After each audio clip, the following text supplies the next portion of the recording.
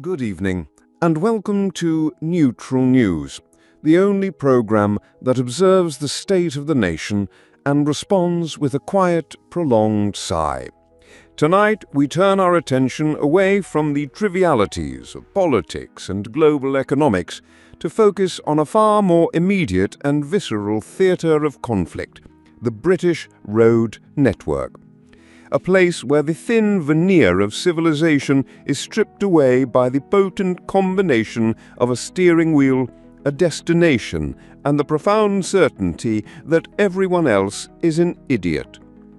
We go now to our correspondent, Susan, who has been observing this rolling psychodrama from a safe distance. Susan. Neil, the situation is complex.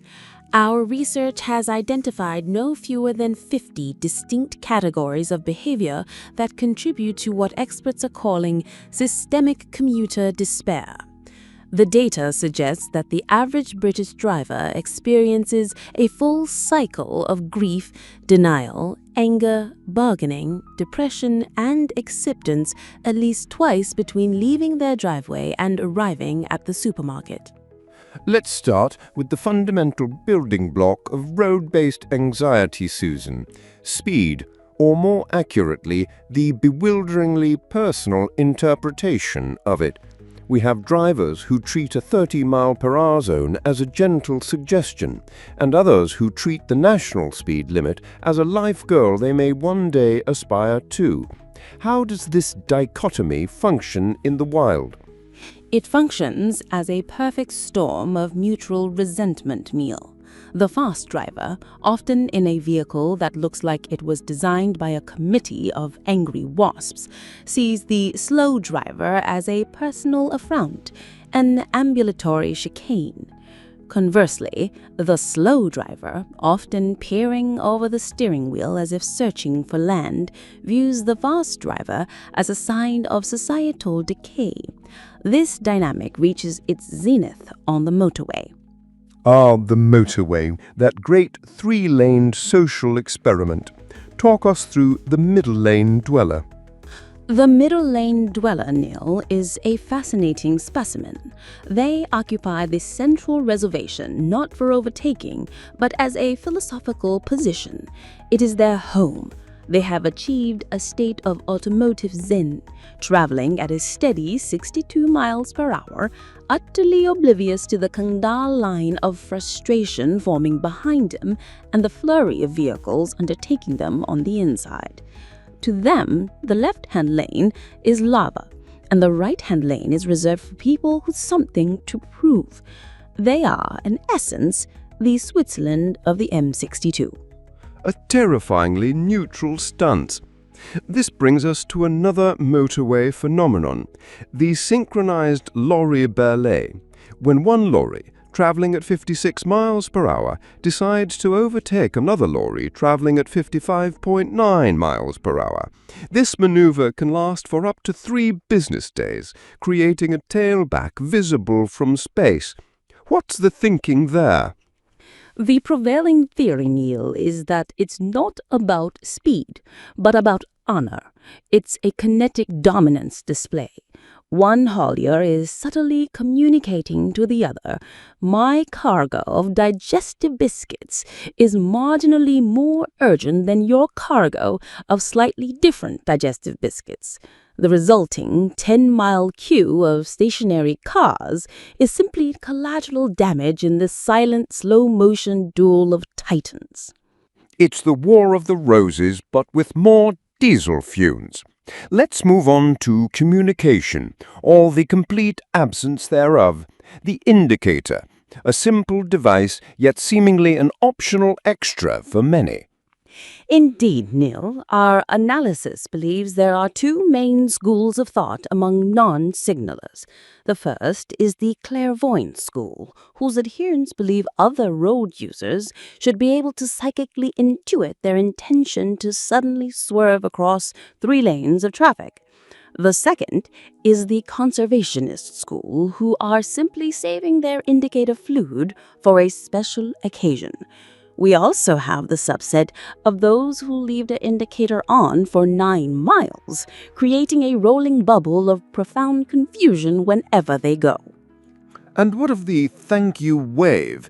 Is that now an archaic relic like the telegram or affordable housing? It is becoming increasingly rare, Neil. The brief, acknowledging lift of a finger has been replaced by a steely-eyed stare that says, "You did not let me out. You merely yielded to my superior willpower." The opposite phenomenon is, however, equally disruptive. The driver who is too polite. The one who stops on a major roundabout during rush hour to benevolently wave a single car out of a side street, causing a ripple effect of screeching tires and existential dread behind them. They are the road's philanthropists, and they are a menace. A chaotic good, if you will. Now, parking. A simple act of leaving one's vehicle stationary, and yet it has been turned into an art form of passive aggression, Neil. We see the dual space dominator who straddles the white line in a clear case of vehicular narcissism. This is often followed by the creative angler who parks their car at a jaunty 30-degree angle, rendering the adjacent space usable only for a unicyclist. It's a strategy that doesn't just say, "I am parked," but "and no one else shall park beside me." It's not just parking, it's a declaration of solitude. What about the queue jumper? The driver who sees a mile-long queue for a closing lane, sails past everyone in the empty lane, and then expects to merge at the very front with the flick of an indicator they haven't used for the rest of the journey. Ah, yes, Neil, the lane maverick. This is less a driving tactic and more of a high-stakes gamble on the collective apathy of the British public. The maverick is betting that the 20 cars they've just passed are too polite, too beaten down by the sheer futility of it all, to close the gap and deny them entry. It's a sociological test, Neil, and depressingly, it often pays off. It's a triumph of audacity over decency. Let's touch upon the cyclists, Susan, specifically the ones who ride on a busy A road 3 feet away from a brand new taxpayer-funded, purpose-built cycle lane. What is the logic? Our working hypothesis is twofold. Firstly, it could be a form of protest art, highlighting the transient nature of existence by placing oneself in direct peril. Secondly, it is believed the smooth, unblemished tarmac of the cycling is simply too comfortable. True cycling, for the purist, requires the constant, thrilling threat of being clipped by a wing mirror and the authentic texture of potholed asphalt. The cycle lane is seen as a bourgeois compromise. So, to summarize for our viewers, the roads are no longer simple transport network, but a complex ecosystem of competing anxieties. You will be tailgated by someone in a hurry, only to be trapped behind someone with no hurry at all. You will flash your lights to let someone out, only to be met with a blank stare of incomprehension. You will patiently queue, only to be usurped by a maverick. And you will finally find a parking space, only to find it has been artistically unusable. The journey is no longer about getting from A to B, but about enduring a psychological assault course in between. An utterly neutral observation. Good night.